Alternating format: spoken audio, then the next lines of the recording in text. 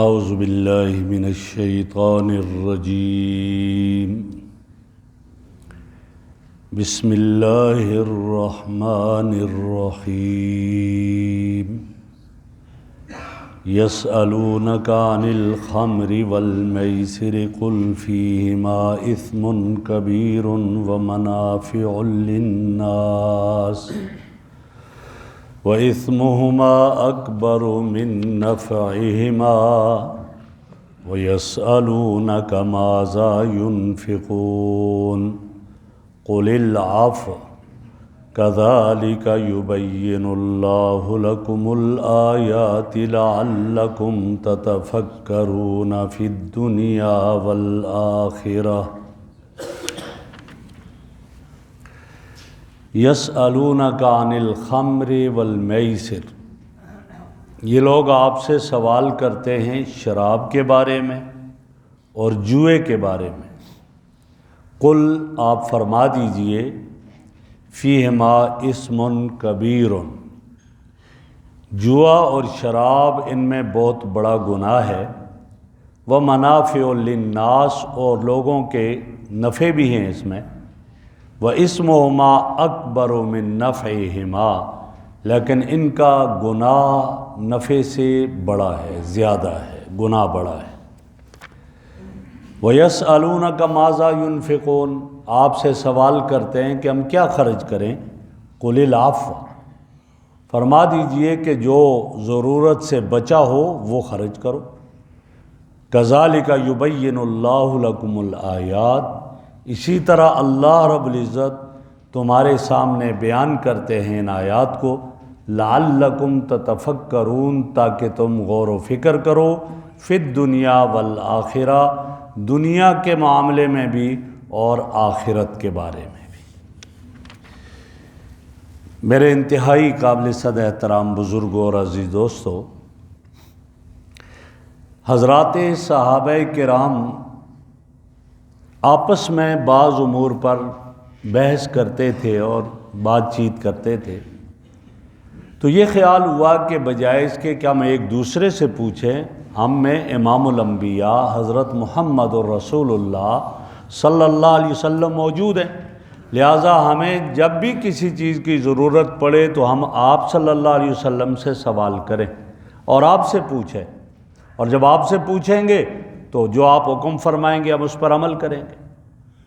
تو اس پر آپ سے شراب کے بارے میں پوچھا گیا، شراب کے بارے میں یہ پوچھا گیا کہ شراب کے بارے میں کیا حکم ہے، آپ کیا فرمانا چاہتے ہیں، اچھی چیز ہے، بری چیز ہے، استعمال کرنا چاہیے، نہیں استعمال کرنا چاہیے۔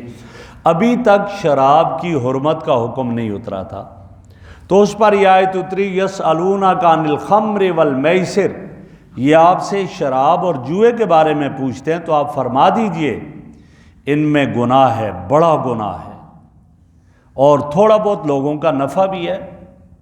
شراب میں کیا نفع ہے؟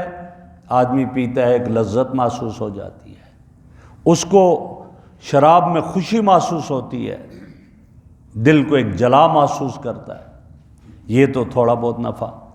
جوئے میں کیا نفع ہے؟ جوئے میں یہ نفع ہے کہ بغیر محنت اور بغیر مشقت کے اس کو یہ مال مل جاتا ہے، لیکن فرمایا ان کا گناہ، نقصان نفع سے بڑھ کر ہے۔ شراب پی، خمر ما خامر العقل، جو انسان کے عقل پر پردہ ڈال دے۔ شراب پیتا ہے، نشہ آیا، عقل پر پردہ آ گیا، پھر ماں اور بہن میں فرق محسوس نہیں ہوتا، پھر بکواسات کرنے میں ذرا بھی وہ آر محسوس نہیں کرتا، پھر زنا، یہ ساری چیزیں اسے آتی ہیں اور بڑے بڑے گناہ۔ اسی لیے میرے آقا نے فرمایا الخمر جماع الاثم، خمر شراب سارے گناہوں کی جڑ ہے اور بنیاد ہے، ام الخبائث قرار دیا۔ تو فرمایا اب یہ نقصانات ہیں تو وہ نفع تھوڑا ہے، اس کے بجائے نقصان زیادہ ہے۔ اور اس طرح خمر کے بعد میسر، جوئے کو کہا جاتا ہے میسر، یہ یسر سے ہے جس کا معنی آسانی کا، کہ بغیر مشقت اور محنت کے اس آدمی کو یہ حاصل ہو جاتا ہے۔ یہ بظاہر تو تھوڑا بہت نفع ہے، لیکن نقصان کیا ہے؟ اس میں دوسرے کے حقوق کو غصب کرنا ہے، دوسرے کے مال کو ضائع کرنا، اور پھر انسان کے اندر پھر بغیر ضرورت کس کو مل گیا، بغیر محنت مشقت کے مل گیا تو یہ پانی کی طرح اس کو بہا دیتا ہے، ضائع کر دیتا ہے، لہٰذا نقصان زیادہ ہے۔ فرمایا اس کا نقصان نفع سے زیادہ ہے۔ جب نقصان زیادہ ہے تو عقل مندی کا تقاضا یہ ہے کہ جو چیز زیادہ نقصان دہ ہو اسے پرہیز کرنا چاہیے۔ ابھی تک شراب کی حرمت کا حکم نہیں آیا تھا۔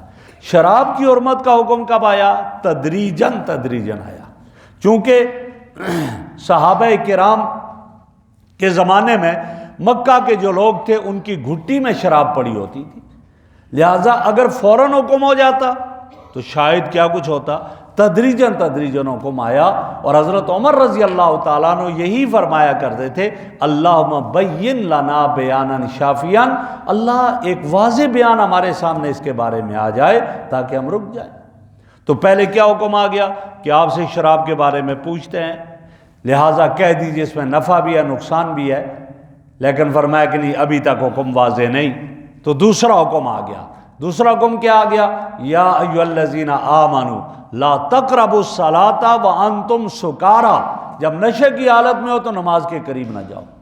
اب پہلے سے ذرا زیادہ ہی ہو گیا، لیکن اب بھی حکم واضح نہیں آیا، اور حضرت عمر یہی کہہ رہے ہیں، اللہم بین لنا بیانا شافیاً، اللہ ایسا بیان ہو جائے جس کی وجہ سے واضح حکم آ جائے۔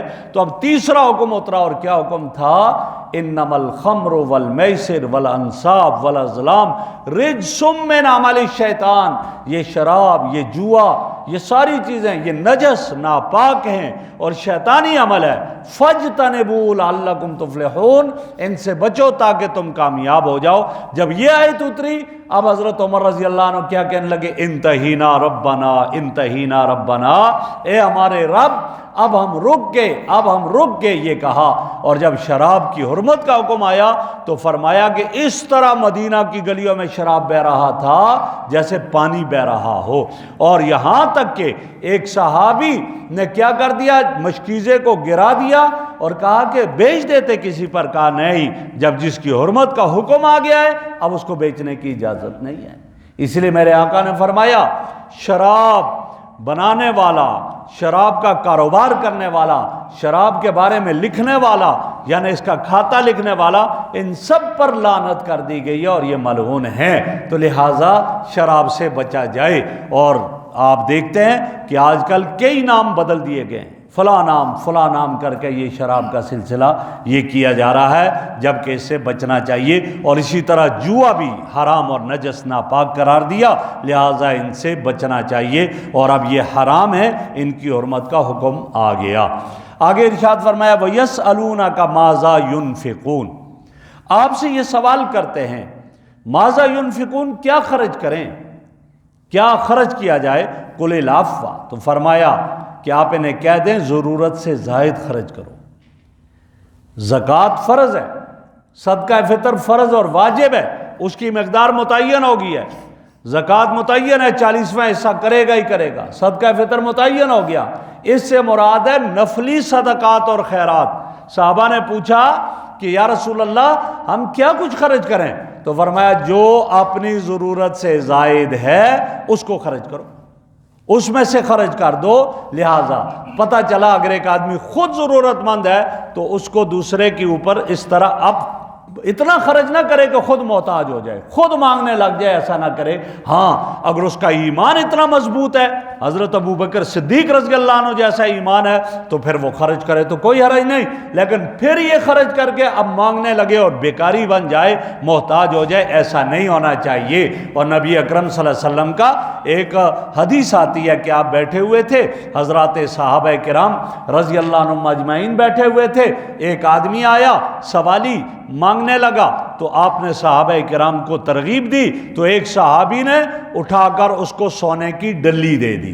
جب سونے کی ڈلی دے دی، وہ بھی بیٹھا ہوا تھا، ایک اور آ گیا مانگنے کے لیے اور کہنے لگا میں بیکاری تو نہیں ہوں، مجبور ہو کر میں مانگ رہا ہوں، مجھے دے دو اللہ کے نام پر۔ تو وہ جس کو سونے کی ڈلی مانگنے کی وجہ سے ملی تھی وہ اٹھا اور اس نے یہ سونے کی ڈلی اس بیکاری دوسرے کو جب دینے لگا تو آپ صلی اللہ علیہ وسلم نے پکڑ لیا ہاتھ سے، فرمایا خود اپنی ضرورت پوری نہیں نہیں کر رہے ہو اور دوسروں کو دے رہے ہو، پھر خود بھوکے مرو۔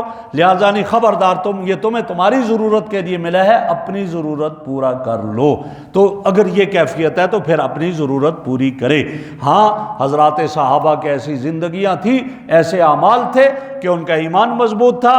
ایک صحابی ہے، گھر میں ہیں اور مہمان آ گیا، گھر میں کھانے کے لیے کچھ نہیں ہے، تھوڑا بہت ہے، بیوی سے بات کی، کہا صرف تھوڑا سا غلہ ہے، کہا تم بناؤ، کھانا بناؤ، اور بچوں کو بہلا کر سلا دیا، بچے سو گئے، اور فرمایا کہ میں اس کے ساتھ کھاؤں گا، چونکہ اس وقت مہمان کے ساتھ کھانے کی حکم تھا، میں ساتھ کھانے لگوں گا، ہاتھ پلیٹ میں لگاؤں گا، جبکہ ایک آدمی کا کھانا ہے، تم چراغ جلانے کے بہانے سے بجھا دینا تاکہ یہ کھانا کھا لے۔ اب ایسا ہی ہوا، چراغ بجھ گیا، اس ایک آدمی کا کھانا تھا، وہ مہمان کھاتا رہا، یہ صحابی بھی برتن میں ہاتھ لگاتا رہا، وہ چلا گیا۔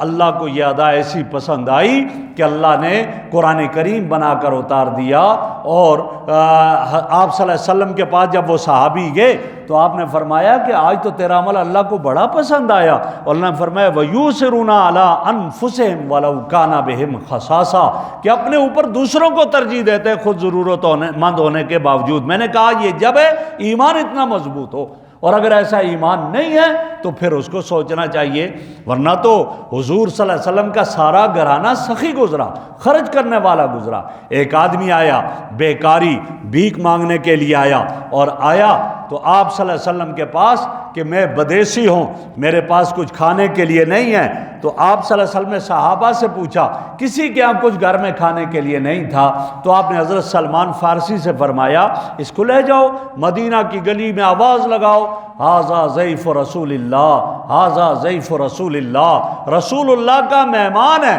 کوئی اس کو کھانا کھلا دے۔ جب یہ کہا تو وہ آواز لگا رہے تھے، اتنے میں گھر سے ایک ہاتھ اوپر ہوا چادر تھی، اور وہ دی اور کہا یہ سامنے یہودی شمعون کا سٹور ہے، دکان ہے، جاؤ اور اس کو دے دو، یہ گروی رکھ لے اور اس کے بدلے میں کچھ دے دے غلہ، میں اپنے باپ کے مہمان کو اپنے گھر سے بھوکا جانے نہیں دیتی ہوں۔ جب وہ گئے اور جا کر پیش کیا تو اس نے کہا یہ کس کی چادر ہے؟ کہا اس کو رہنے دو، آپ دکان نہیں، آپ بتائیں کس کی ہے؟ کہا یہ جنت کی عورتوں کی سردار پیغمبر کی لخت جگر حضرت فاطمہ رضی اللہ عنہا کی ہے، وہ چاہتی ہے کہ میرے باپ کا مہمان میرے گھر سے بھوکا نہ جائے۔ تو شمعون کہنے لگا اس ذات کی قسم جس نے موسیٰ کو تورات عطا کی ہے، تورات میں یہ لکھا ہوا ہے کہ آخری نبی آئے گا وہ خود بھی سخی ہوگا اور اس کا گھرانہ بھی سخی ہوگا۔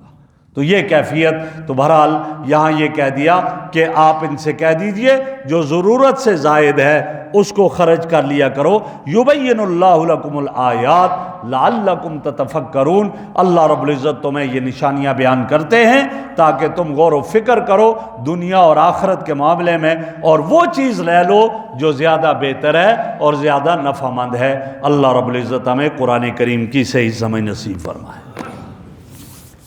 الحمدللہ رب العالمین والعاقبۃ للمتقین والصلاۃ والسلام علی رسول محمد وآلہ وسلم۔ سبحانک اللہم وبحمدک نشہد ان لا الہ الا انت نستغفرک ونتوب الیک، نستغفرک ونتوب الیک۔ صلی اللہ تعالی علی خیر خلق محمد وعلی آلہ واصحابہ اہل بیت اجمعین برحمتہ۔